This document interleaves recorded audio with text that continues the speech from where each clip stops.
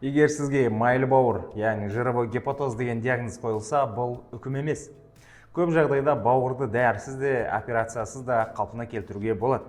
Ең бастысы, не істеу керек екенін нақты білсеңіз болды. Жалпыға сәлем, мен Бекзат дәрігермін. Бүгін мен сіздерге майлы бауырды үй жағдайында тоқтатудың ең маңызды 5 қадамын айтатын боламын. Осы амалдарды қолдансаңыз, бауырыңыз майдан арылып, сізге рахмет айтатын болады. Ал егер сіз мүлдем майлы бауыр деген не өзі, ол неден пайда болады деген сұрақ туындаса сізде, мына алдыңғы видеоның бірінші бөлімін көрсеңіз болады. Онда майлы бауыр туралы мен жақсы түсіндіріп өткен. Бұл екінші бөлімде біз осы майлы бауырды үй жағдайында емдеудің нақты 5 қадамын айтатын боламыз. Сіздерге бірден маңызды бір нәрсені айта кетейін. Майлы бауыр бір таблеткамен немесе бір ғана бауырды тазалап емдеуден жазылып кетуі мүмкін емес. Сіздің бауырыңызды май басу бұл сіз ұстаған өмір салтының ауруы. Яғни сіз қандай тамақ іштіңіз, зиянды әдеттеріңіз бар ма, қимыл әрекет аз жасадыңыз ба, көп жасадыңыз ба, көп отырасыз ба, барлығы үлкен рөл ойнайды. Сондықтан бұл аурудың емі өмір салтын өзгертуден басталады. Сонымен майлы бауырды үй жағдайында емдеудің ең бірінші қадамына тоқтала кетейік. Бұл жерде мен бірінші қадамға нені қойсам екен деп көп ойландым. Бір жағында аштық жариялау, бір жағында дұрыс тамақтануды реттеу, барлығы дұрыс тамақтанудан басталады ғой деп, бірінші қадамға осы дұрыс тамақтану туралы айтам деп шештім. Сонымен майлы бауыр кезінде дұрыс тамақтануға көшу бұл ең негізгі және тиімді қадам болып табылады. Сіздің тамақтану рационыңыздан міндетті түрде алып тастайтын тағамдар бар. Олар қант, тәтті шоколадтар, ақ нан, түрлі тәтті бәліштер, тоғаштар, газды және тәтті сусындар. Онымен қоса фастфуд өнімдер, яғни гамбургер, бургер, пицца, шаурма секілді. Бұл тағамдар сіздің бауырыңызда май жиналуын тездетеді және де инсулинге төзімділікті арттырады. Сіздерге қарапайым тілмен түсіндіріп берейін. Мысалы, қант, әсіресе тәттілер, ақ нан, тәтті сусындар, олар қанда тез сіңеді. Оны ыдыратуға біздің ұйқы безімізден инсулин деген гормон бөлінеді. Инсулиннің негізгі міндеті ол қантты энергияға немесе майға айналдыру. Артық қант бауырда ол майға айналып отырады. Мысалы, бауыр глюкозаны гликогенге және артық мөлшерін тікелей майға, яғни триглицеридтерге айналдырады. Бұл жерде гликоген дегеніміз бұл глюкоза қалдықтарынан құралған біздің ағзамыз қорға жинайтын түрлі көмірсудің қосындысы. Гликоген негізінен бұл бұлшықеттерде, бауыр жасушалар, гепатоциттерде жинақталады. Мысалы, сіз ораза ұстап, аштық жарияласаңыз, сол кезде организмде глюкоза мөлшері азаюына байланысты олар арнайы ферменттердің әсерінен осы гликоген глюкозаға ыдырап қанға түседі. Бұл былайша айтқанда біздің қор. Қысқасы, біздің бауыр жасушалары осылайша майға толып бастайды. Сол себепті қантты алып тастаңыз. Егер сіз артық салмақты тастағыңыз келіп, арықтай алмай жүрсеңіз, сіздің мәселеңіздің шешімі осы деп ойлаймын. Егер сіздің бауырыңызда май көп жиналса, ағзаңызда оксидативті стресс және қабыну дамиды. Оксидативті стресс бұл ағзадағы тепе-теңдіктің бұзылуы, яғни өте белсенді молекулалар, еркін радикалдардың мөлшері, оларды бейтараптандыратын антиоксиданттардың мүмкіндігінен асып кететін жағдайды айтамыз.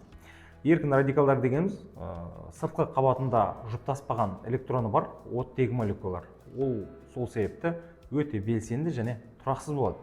Тұрақты күйге жету үшін олар тіпті басқа молекулалардан электрон ұрлауға да тырысады екен. Соның нәтижесінде олар жасушадағы басқа молекулалар зақымдалып, тотығудың тізбекті реакциясы басталып кетеді. Ал антиоксиданттар дегеніміз бұл еркін радикалдарды бейтараптандыратын заттар. С және Е витаминдер көп жағдайда. Олар еркін радикалдарға өз электронын зиянсыз түрде беріп, жасушаларды зақымдалудан қорғайды екен.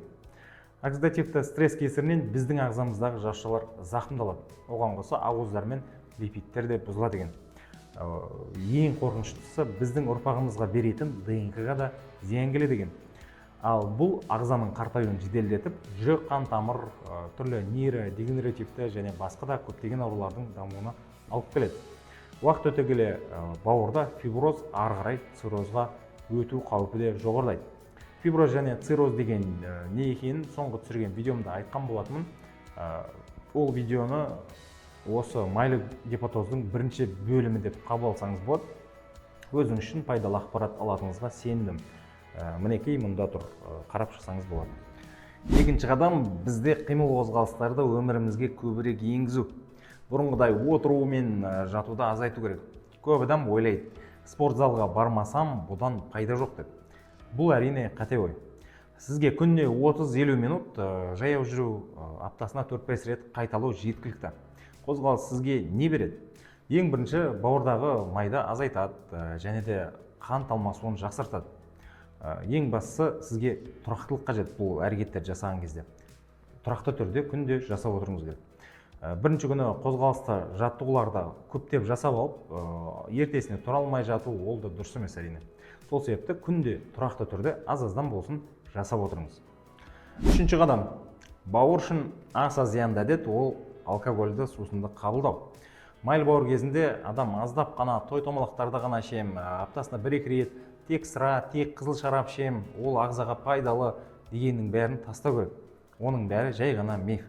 Алкоголь әсерінен май бауырда тез жиналады, фиброз дамиды, гепатитке кетеді, одан қалса циррозға дейін жетуі мүмкін. Ең қауіптісі адам еш белгі сезбей жүре береді. Анализдер сәл ғана жоғары болып, ал бауыр іштей бұзылып жатуы мүмкін. Сол себепті алкогольді кемі 6 айға тоқтатқан дұрыс болады. Төртінші қадам, өзіңізге аштық жариялау. Менің арнамда аштық ұстаудың пайдасы туралы мынандай видео бар. Қарап шықсаңыз, өзіңіз үшін көп пайдалы ақпарат алатыныңызға мен сендім. Бұл видео аз уақыт ішінде 250 мыңнан астам қаралым жинады. Сізге көруге кеңес беремін. Сонымен, аштық ұстасаң, бауыр тазара ма, әлде керісінше зиян ба? Бүгін осы сұрақтарға дәрігер ретінде нақты дәлелге сүйене отырып жауап беретін боламын. Видеоның соңына дейін көрсеңіз, өзіңізге зиян келтірмей аштық ұстауды үйренетін боласыз. Өзіңізге аштық жарияласаңыз, бауырға қалай әсер етеді? Дұрыс ұсталған аштықтың 5 пайдасы бар. Бірінші пайдасы инсулин төмендейді. Нәтижесінде бауырда май жинақталуы тоқтайды. Екінші пайдасы бауырдағы май жана бастайды. Организм энергияны майдан алып бастағаннан соң, нәтижесінде сіз майды жағатын боласыз. Үшінші пайдасы бауырда қабыну азаяды. Бауыр анализдеріңіз жақсарады. Төртінші пайдасы аутофагия процесі іске қосылады. Нәтижесінде сіздің ағзаңыздағы зақымдалған керек емес жасушалар кетіп, ағзаңыз тазарады. Бесінші пайдасы артық салмақ азаяды. Ал салмақтың 7-10% азаюы майлы бауырды кері қайтаруға жеткілікті. Аштық ұстауды қалай дұрыс істеуге болады? Ең қауіпсіз және тиімді аштық ұстау әдісі ол интервальды аштық 16-8. 16 сағат аштық ұстайсыз, 8 сағат тамақ ішуге болады. Мысалы, түскі 12-ден кешкі 8-ге дейін тамақ ішуге болады, ал кешкі 8-ден ертеңгі 12-ге дейін аш жүресіз. Осы аштық кезінде не ішуге болады, не ішуге болмайды.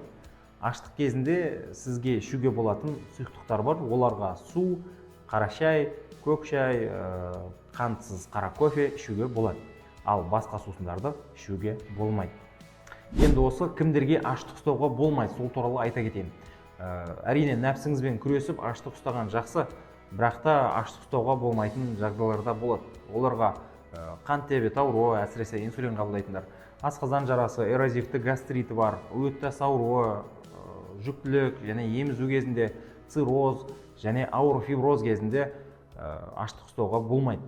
Мінекей осы жағдайларда сізге мейлінше аштық ұстауға тырыспау керек.